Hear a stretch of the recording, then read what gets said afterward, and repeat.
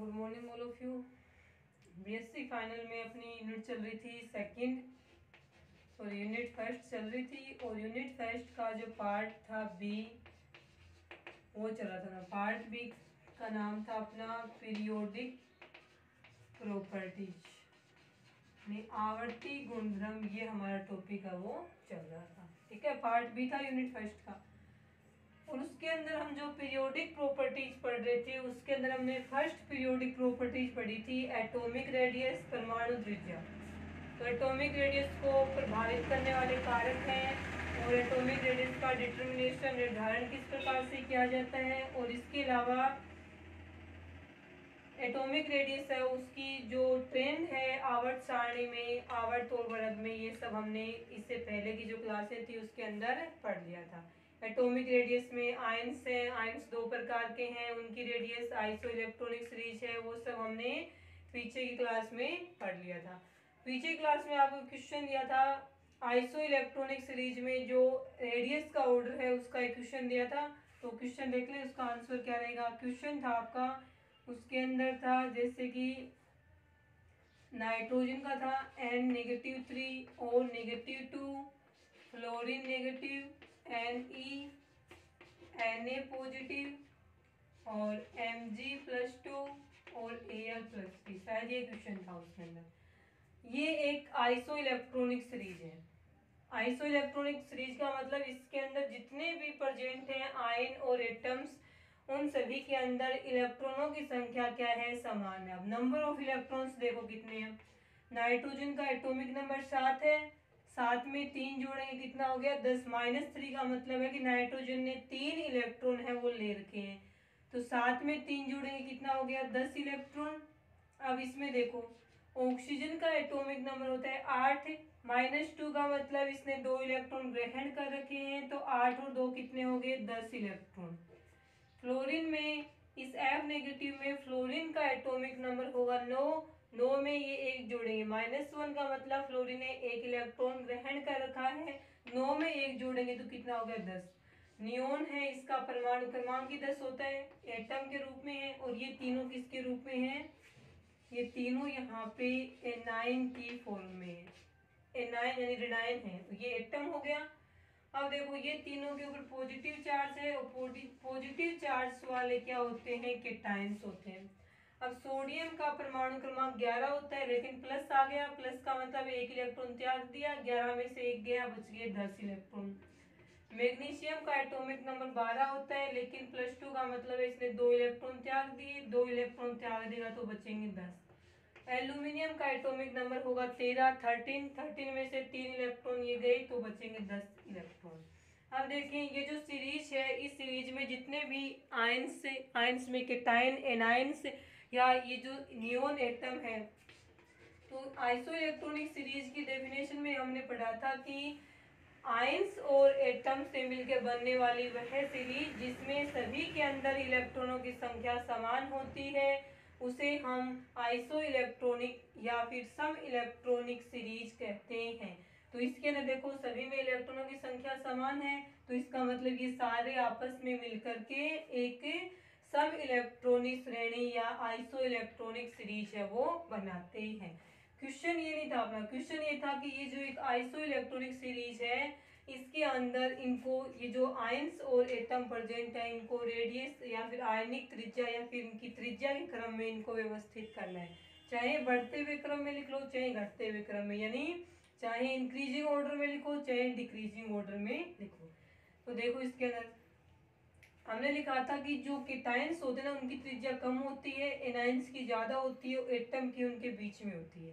ठीक है, तो आइसो इलेक्ट्रॉनिक सीरीज के अंदर एटम की त्रिज्या बीच में आएगी, यानी नियोन की यहाँ पे आएगी। इस साइड हम क्या लिख रहे हैं, हम लिख रहे हैं इसका डिक्रीजिंग ऑर्डर, घटते हुए क्रम में। ठीक है, हम लिख रहे हैं इसका डिक्रीजिंग ऑर्डर। तो देखें इसके अंदर क्या होगा डिक्रीजिंग ऑर्डर में। ठीक है,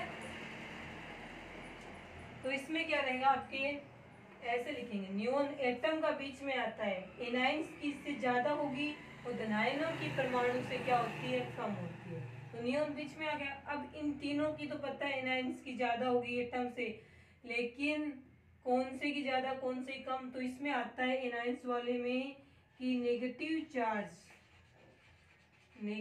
चार्ज समानुपाती एटॉमिक रेडियस, जिसके ऊपर नेगेटिव चार्ज जितना ज़्यादा होगा उसकी एटॉमिक रेडियस या उसकी रेडियस उतनी ही क्या होगी, ज़्यादा होगी। तो N-3 है, इसकी ऊपर -3 चार्ज है, सबसे ज़्यादा है इन तीनों में से, तो इसकी सबसे ज़्यादा है, उससे कम है -2 वाला, उससे कम है F- वाला। ठीक है, उसके बाद में ये तो इतने तो सोल्व हो गए इसमें एनायंस और एटम। अब केटायंस की बात आती है, तो केटायंस की त्रिज्या है वो परमाणु से क्या रहेगी, कम रहेगी।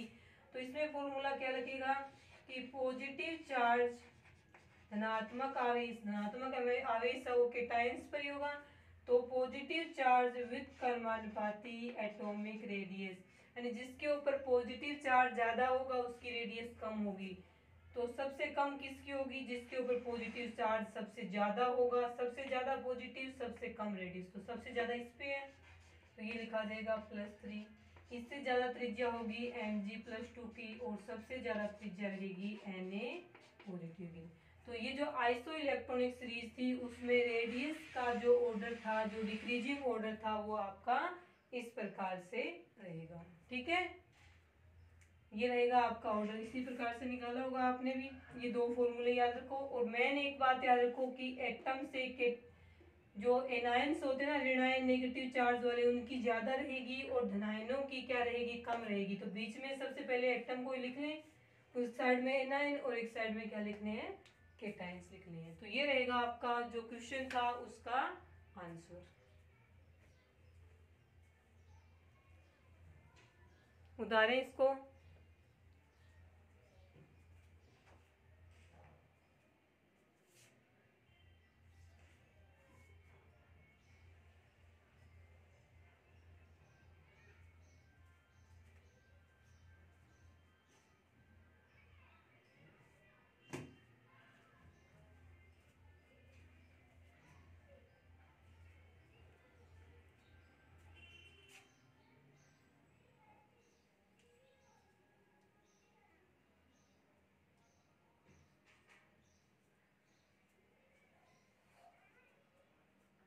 लिख लिया होगा आंसर।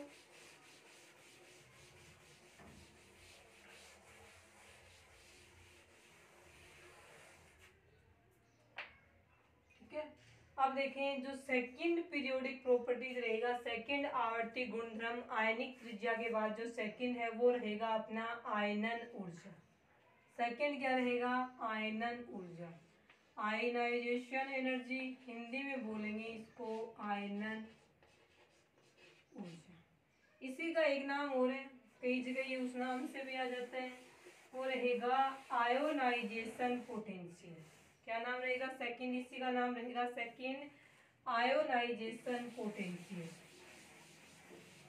ठीक है, वो वाला भी लिख लेते हैं यहीं पे, इसी का नाम रहेगा, और लगा के लिख देना, आयोनाइजेशन पोटेंशियल।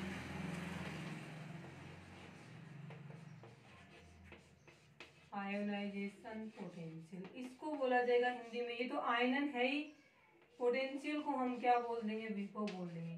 तो आयनन ऊर्जा और आयनन विभव एक ही बात है, दोनों का आंसर सेम ही रहेगा।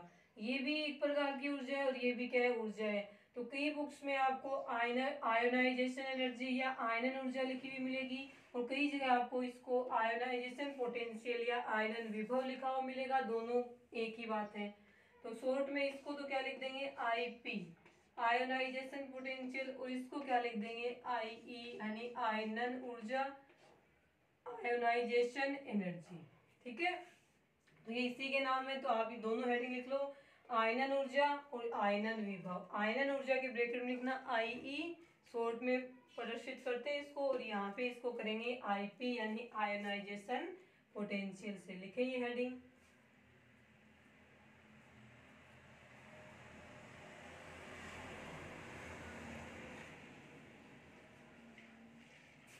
उसके बाद में आते हैं कि इसकी डेफिनेशन क्या होती है, आयनन ऊर्जा या आयनन विभव, उसकी परिभाषा क्या रहेगी। तो इसकी परिभाषा में ये लिखा जाता है, ये देखो एक एटम है, इसको हम क्या बोल देते हैं, एक गैसीय एटम है। गैसीय एटम का मतलब है ये एक विलगित परमाणु है, यानी इसने किसी दूसरे परमाणु से जुड़ के मोलिक्यूल अणु नहीं बना रखा है, ये केवल क्या है, गैसीय एटम है। गैसीय एटम का मतलब कि जो गैसीय परमाणु होते हैं, जैसे कि आवर्त सारणी में पी ब्लॉक के 18वें वर्ग वाले होते हैं ना, अक्रिय गैसें या उत्कृष्ट गैसें, वो किसी दूसरे एटम के साथ जुड़ के मोलिक्यूल या अणु नहीं बनाती हैं। वैसे ही हम क्या मान रहे हैं, सपोज करें गैसीय परमाणु है, इस गैसीय परमाणु का ये नाभिक हो गया जिसमें न्यूट्रॉन प्रोटॉन प्रेजेंट है, और ये सबसे बाहर वाले कोष में क्या है, इलेक्ट्रॉन प्रेजेंट है। यदि इस इलेक्ट्रॉन को हम इस परमाणु में से बाहर निकाल दें, बाहर निकाल दिया, तो ये बचेगा एन पी, और ये इलेक्ट्रॉन चला गया बाहर। अब ये इलेक्ट्रॉन क्या था, इस इलेक्ट्रॉन के ऊपर इस नाभिक के अंदर जो प्रोटॉन प्रेजेंट था, उस प्रोटॉन का प्रभावी नाभिकीय आवेश लग रहा था। ये इस इलेक्ट्रॉन को, ये इस नाभिक का प्रोटॉन है, वो इस बाह्यतम कोष के इलेक्ट्रॉनों को अपनी तरफ आकर्षित कर रहा था जेड इफेक्टिव के कारण, जेड इफेक्टिव प्रभावी नाभिकीय आवेश के कारण। और इसी इलेक्ट्रॉन को हम यहाँ से उठा के दूर ले गए, या फिर यहाँ से निकाल लिया हमने, तो क्या करना पड़ेगा, ये इलेक्ट्रॉन आसानी से तो निकलेगा नहीं, क्योंकि इस इलेक्ट्रॉन पे नाभिक है, उसका प्रोटॉन क्या लगा रहा है, प्रभावी नाभिकीय आवेश लगा रहा है, अपनी तरफ खींच रहा है। तो इस इलेक्ट्रॉन को इस प्रभावी नाभिकीय आवेश से दूर करने के लिए, यहाँ से इलेक्ट्रॉन निकालने के लिए हमें क्या देनी पड़ेगी, ऊर्जा देनी पड़ेगी। और ये जो ऊर्जा होती है, जो कि इस इलेक्ट्रॉन को बाहर निकालने में, या इस इलेक्ट्रॉन को इस प्रोटॉन के प्रभावी नाभिकीय आवेश से मुक्त करने के लिए जो ऊर्जा हम इसको देते हैं एटम को, वही ऊर्जा क्या कहलाती है, आयनन ऊर्जा या आयनन विभव के नाम से जानी जाती है। तो इसमें क्या लिखा जाएगा डेफिनेशन में, किसी गैसीय परमाणु के बाह्यतम कोष से इलेक्ट्रॉन निकालने के लिए आवश्यक ऊर्जा आयनन ऊर्जा या आयनन विभव कहलाती है। तो डेफिनेशन एक बार फिर से सुने, किसी विलगित गैसीय परमाणु, विलगित मतलब कि वो अलग किया हुआ है, यानी उसने किसी दूसरे परमाणु के साथ में जुड़ करके बॉन्ड नहीं बना रखा है, मोलिक्यूल नहीं बना रखा है, तो उसको क्या बोलेंगे, विलगित गैसीय परमाणु, अलग थलग या पृथक सेपरेट किया हुआ है उसको। तो डेफिनेशन में क्या लिखेंगे, किसी विलगित गैसीय परमाणु के बाह्यतम कोष में उपस्थित इलेक्ट्रॉन को बाहर निकालने के लिए आवश्यक ऊर्जा आयनन ऊर्जा या आयनन विभव कहलाती है। आगे समझ में, ये रहेगी आयनन ऊर्जा की डेफिनेशन। तो एक लिखें इसको, किसी गैसीय परमाणु, किसी विलगित गैसीय परमाणु के बाह्यतम कोष से एक इलेक्ट्रॉन निकालने के लिए आवश्यक ऊर्जा उस परमाणु की आयनन ऊर्जा या आयनन विभव कहलाती है। सेकंड लाइन में लिख लेना, इसे आई ई या आई पी से प्रदर्शित किया जाता है। सेकंड लाइन में लिखेंगे, इसे आई ई या आई पी से प्रदर्शित किया जाता है।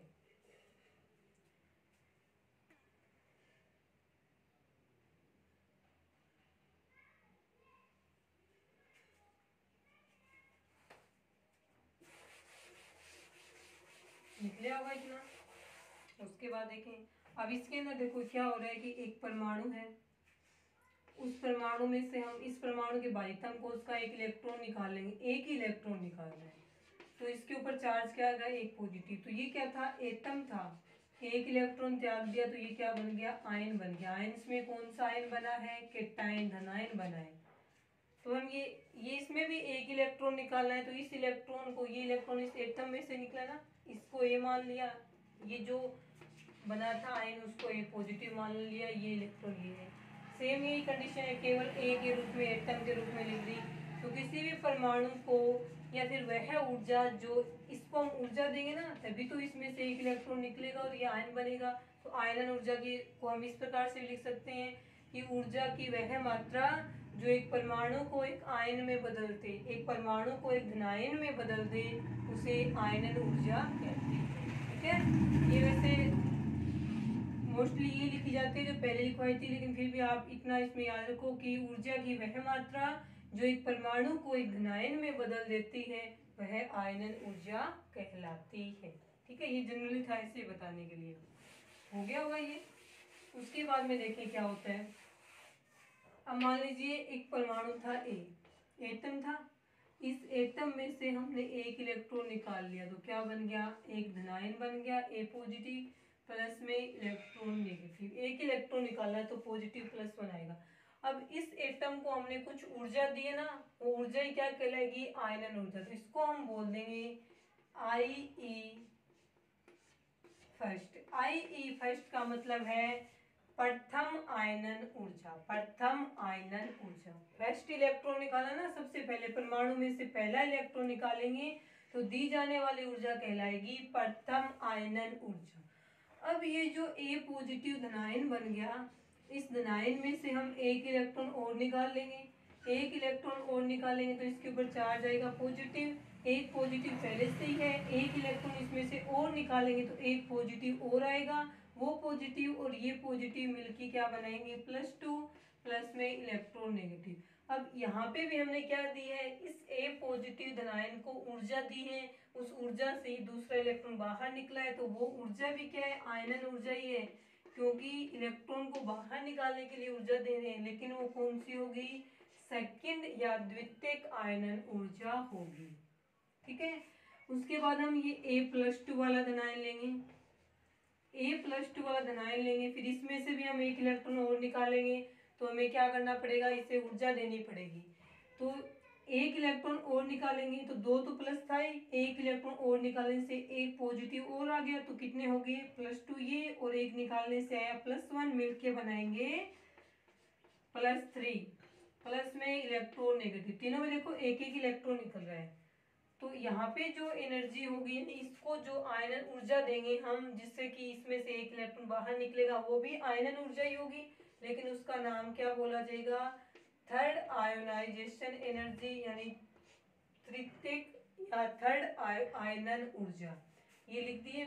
अब ये तीनों आयनन ऊर्जा है ना, आयनन ऊर्जा फर्स्ट, सेकंड और थर्ड, इनको बोलते हैं सक्सेसिव आयोनाइजेशन एनर्जी। इन तीनों को हम एक साथ में क्या बोल देंगे, इन तीनों को बोला जाता है सक्सेसिव आयोनाइजेशन एनर्जी।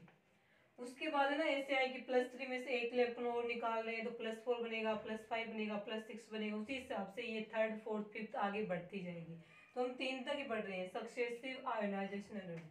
तो उसके बाद में नोट लगा के यहाँ पे लिख लें कि सक्सेसिव आयनन ऊर्जाएं हैं, उनका मान बढ़ता जाता है। फोर्थ आएगी ना, उसकी वैल्यू थर्ड से ज्यादा होगी, यानी फर्स्ट की तुलना में सेकंड आयनन ऊर्जा का मान ज्यादा है, सेकंड से थर्ड का ज्यादा रहेगा और थर्ड से फोर्थ का ज्यादा रहेगा, लेकिन एटम एक ही होना चाहिए। यहाँ पे यदि हम कार्बन ले रहे हैं ना तो C+ से ये निकाल रहे हैं, C+2 से ये निकाल रहे हैं, ये नहीं कि यहाँ पे एटम चेंज करें, एटम सेम होना चाहिए। तो किसी भी एक परमाणु के लिए उसकी सक्सेसिव आयोनाइजेशन एनर्जी का मान हमेशा बढ़ता जाता है। फर्स्ट से सेकंड का ज्यादा रहेगा, सेकंड से थर्ड का ज्यादा रहेगा, थर्ड से आगे वाले का ज्यादा रहेगा। कारण क्या होता है वो देखें यहाँ पे, तो यहाँ पे नोट लगा के लिख लें आप, किसी एक परमाणु के लिए उसकी सक्सेसिव आयोनाइजेशन ऊर्जाओं का मान बढ़ता, हमेशा बढ़ता जाता है। ठीक है, तो यहाँ पे ऑर्डर रहेगा इनका, सबसे ज्यादा रहेगी आई, सबसे कम से लिख रहे हैं, सबसे कम फर्स्ट वाले की, उससे ज्यादा रहेगी सेकंड वाले की, और उससे भी ज्यादा रहेगी थर्ड वाले की। अब ये कारण क्या है इसका, फोर्थ होता तो इससे भी ज्यादा, फाइव्थ होता तो उससे भी ज्यादा रहता। तो किसी एक परमाणु के लिए उसकी सक्सेसिव आयनन ऊर्जा का मान हमेशा बढ़ता जाता है। तो फर्स्ट से सेकंड की ज्यादा होगी और सेकंड से थर्ड की, और थर्ड वाले से फोर्थ की क्या रहेगी, ज्यादा रहेगी। अब इसमें आएगा कि ऐसा होता क्यों है, इसका कारण क्या है, तो इसमें आएगा कि प्रथम आयनन ऊर्जा में एक इलेक्ट्रॉन जो निकल रहा है वो एक एटम से निकल रहा है, जबकि सेकंड आयोनाइजेशन एनर्जी में जो एक इलेक्ट्रॉन निकल रहा है वो एक धनायन से निकल रहा है। और धनायन का आकार एटम से क्या होता है, छोटा होता है। धनायन का आकार हमें लिखा था, इसी क्वेश्चन किया था हमने पीछे की, धनायन का आकार अपने जनक परमाणु से हमेशा छोटा होता है। जब ये छोटा होगा, एक परमाणु है ये तो इतना बड़ा है, ठीक है, ये इतना बड़ा जो परमाणु है, इसमें यहाँ पे इलेक्ट्रॉन है, यहाँ पे नाभिक है। अब ये प्रोटॉन और नाभिक के बीच की दूरी ये है, और ये इसके ऊपर इफेक्टिव जेड इफेक्टिव लगा रहा है। ए जो केटाइन्स है वो और भी छोटा हो गया, क्योंकि केटाइन का आकार क्या होता है, छोटा होता है जनक परमाणु से। ये इसका नाभिक है और ये बाह्यतम कोश का इलेक्ट्रॉन है। अब ये प्रोटॉन भी इस पे क्या लगा रहा है, प्रभावी नाभिक आवेश, और ये भी लगा रहा है। लेकिन इस वाले में डिस्टेंस देखो, प्रोटॉन इलेक्ट्रॉन के बीच की दूरी क्या है, प्रोटॉन और इलेक्ट्रॉन के बीच की दूरी क्या है, इसके अंदर कम है। जब प्रोटॉन और इलेक्ट्रॉन के बीच की दूरी हाँ कम है, तो इस वाले इलेक्ट्रॉन को, क्योंकि इस इलेक्ट्रॉन पे दूरी कम होगी तो प्रभावी नाभिक आवेश प्रोटॉन का ज्यादा लगेगा, तो इस इलेक्ट्रॉन को बाहर निकालने के लिए हमें अधिक ऊर्जा देनी पड़ेगी। लेकिन इस वाले में ये और भी बड़ा हो सकता है, जैसे हम इतना बड़ा कर लें, ठीक है। तो अब देखो इलेक्ट्रॉन और प्रोटॉन के बीच की दूरी बढ़ गई तो प्रोटॉन का इलेक्ट्रॉन पे आकर्षण कम हो गया। आकर्षण कम हो गया तो इस वाले इलेक्ट्रॉन को हम आसानी से बाहर निकाल सकते हैं, यानी इस इलेक्ट्रॉन को बाहर निकालने के लिए हमें इसकी तुलना में कम ऊर्जा देनी पड़ेगी, और ये जो ऊर्जा दे रहे हैं वही क्या है, आयनन ऊर्जा। इस कारण से फर्स्ट आयनन ऊर्जा की तुलना में सेकंड का मान क्या रहेगा, ज्यादा। और सेकंड से थर्ड का ज्यादा क्यों है, क्योंकि जैसे जैसे धनायन के ऊपर पॉजिटिव चार्ज बढ़ता जाएगा वैसे वैसे आकार छोटा होता जाएगा। आकार जैसे जैसे छोटा होगा, वो आकार लिखा था ना, पॉजिटिव चार्ज विद क्रमानुपाती एटॉमिक रेडियस, धनायन के ऊपर जैसे जैसे चार्ज बढ़ेगा वैसे वैसे आकार छोटा होगा। आकार छोटा होगा तो प्रोटॉन और इलेक्ट्रॉन के बीच की दूरी कम होगी, दूरी कम होगी तो प्रोटॉन का इलेक्ट्रॉन पर नाभिकीय आवेश ज्यादा रहेगा, तो हमें उस इलेक्ट्रॉन को निकालने के लिए अधिक ऊर्जा देनी पड़ेगी। अधिक ऊर्जा देनी पड़ेगी तो आयनन ऊर्जा क्या हो जाएगी, ज्यादा हो जाएगी, क्योंकि जो ऊर्जा दे रहे हैं हम इलेक्ट्रॉन निकालने के लिए वही क्या है, आयनन ऊर्जा है। तो ये रहेगा इसका कारण। तो आप इसमें नोट में लिख लेना ये, कि एक परमाणु के लिए उसकी सक्सेसिव आयनन ऊर्जाओं का मान हमेशा बढ़ता जाता है। ये एग्जाम्पल लिखना, एग्जाम्पल नीचे ये लिख लेना, आयनन ऊर्जा का ऑर्डर रहेगा ये, ठीक है।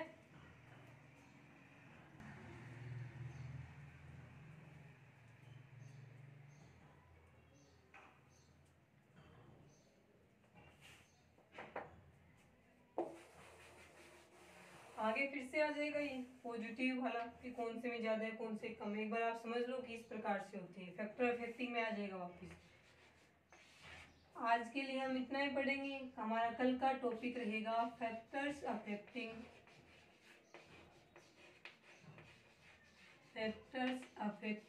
आईई, यानी आयनन ऊर्जा को, आयनन ऊर्जा भी लिख सकते हैं और आईपी भी लिख सकते हैं। तो आयनन ऊर्जा या आयनन विभव को प्रभावित करने वाले कारक, फैक्टर्स अफेक्टिंग आयोनाइजेशन एनर्जी, ये हम कल की क्लास में पढ़ेंगे। आज के लिए इतना ही।